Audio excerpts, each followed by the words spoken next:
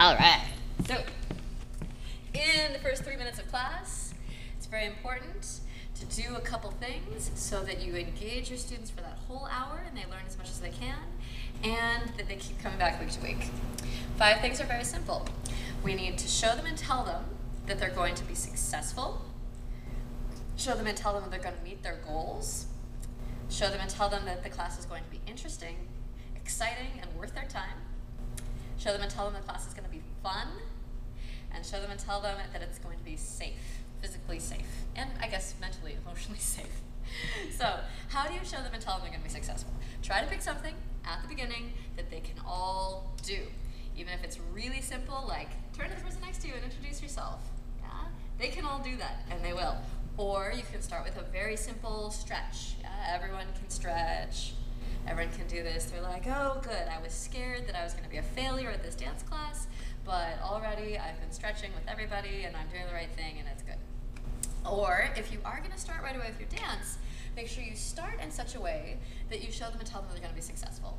So let's say I was teaching ballroom style samba, which is a very complicated dance. I could start by saying, this dance is very, very difficult. It's hard. Even in the course of those 4 weeks, you're not going to get it, but we have to do it anyway. But I'm not going to do that. Instead, I would say, okay, this is samba. This is the basic bounce for samba. Everybody do this. Bounce your knees, bounce your knees. Good. And I'd have the music on, so everyone's doing this together. I'd say, great, you're doing samba. Yeah? So, and they are doing the basic bounce. So right from the beginning, I've shown them that they can do it. Yeah, we're all doing it together. And I've also told them, great, you're doing it, you're being successful. And then I would try to go from there into other simple exercises that they can do where they feel like they're dancing, maybe add some arms or whatever, just so everyone feels successful from the very beginning. That helps alleviate their fears. When people are worried or nervous or fearful, they don't learn very well because they're so busy being scared that they can't absorb new information. So we want to try to alleviate their fears as much as possible, and then they'll actually learn faster. They'll absorb. Secondarily, I want to tell them and show them that they're going to meet their goals. So it's good to find out what your students' goals are if you don't have a pretty good guess already. You generally know. If the title of your class says cardio, they were taking the class so that they can get in shape. If the title of your class is some sort of partner dance, they're taking it so that they meet other people or so they can interact with other people. You generally know what their goals are, but occasionally it's good to just ask. Take a survey ahead of time or whatever. So let's say the goal of a class is to lose weight and get in shape. I want to make sure that I start right from the beginning, maybe with simple steps that are low impact, so they're not going to hurt themselves, but something where they're really getting a lot of work or a lot of squats or something. So right from the beginning of class, they're like, oh, wow, this class is going to be a cardio workout. Because again, then we sort of alleviate their worry that we aren't going to meet their goals and they're wasting their time. So if I have some sort of cardio class, I go right from the beginning, full energy, lots of movement. I try to make sure that I do things that will warm up their body so that I'm not like jumping, and no high impact in the first 10 minutes. But still, tell them and show them that you're going to meet their goals. Tell them it's going to be worth their time. Now, the way I usually tell people that it's going to be worth their time is to get to it as quickly as possible and spend as little time blathering. I know right now I'm talking a lot, but in the course of a class, get right to it. Get them dancing, get them moving, get them doing yoga, whatever it is they need to be doing. Don't spend a lot of time talking about yourself, about the history of whatever, blah, blah, blah. You can intersperse that in the middle of the class, or put the two together.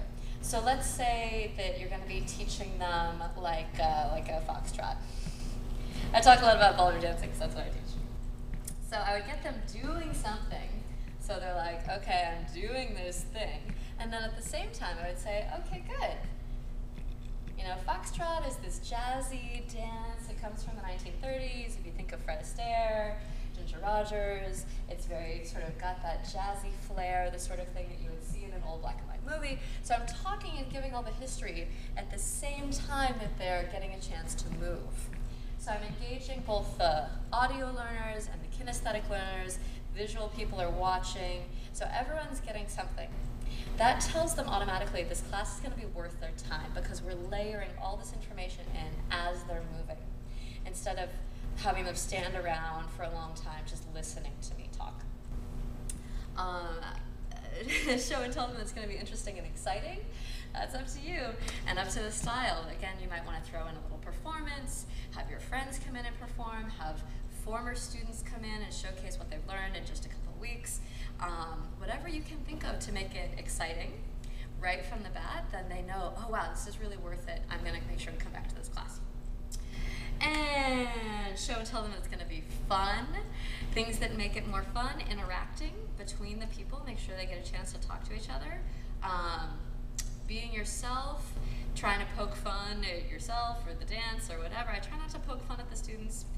Sometimes it's easy to make fun of the things that they're doing wrong. I try not to overdo on jokes like that because eventually it gets to create a sort of negative tone in the classroom.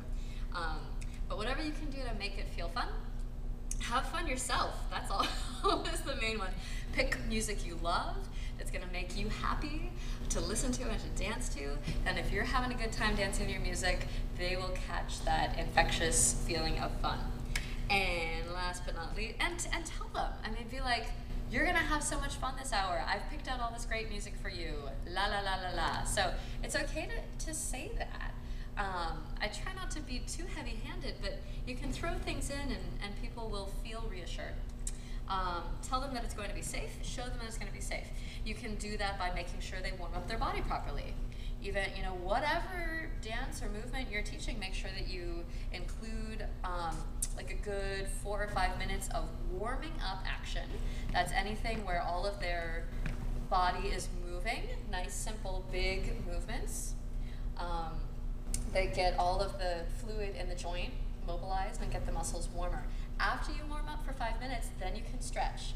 Please don't stretch them when they're cold. Yeah, if they're walking in, they've been sitting all day, and suddenly you put them into a real deep stretch, they can actually hurt themselves worse. So you want to do some sort of warming up action for 5 minutes, maybe stretch or isolations for another 5 minutes. Then after that 10 minutes, you can start doing higher impact or more intense movement. So by showing them that you're going to take care of their body or even giving additional instructions, okay, make sure you stay away from the edge of the floor so you don't twist your ankle. Make sure that when you take your partner's hands, you don't squeeze them. All those additional little things make people feel like, oh, okay, I'm going to be safe during this hour and I'm not going to hurt myself and it's going to go well. So make sure you include those safety tips. That'll help them not be worried, and then they'll learn so much faster. So enjoy the first 3 minutes of your class.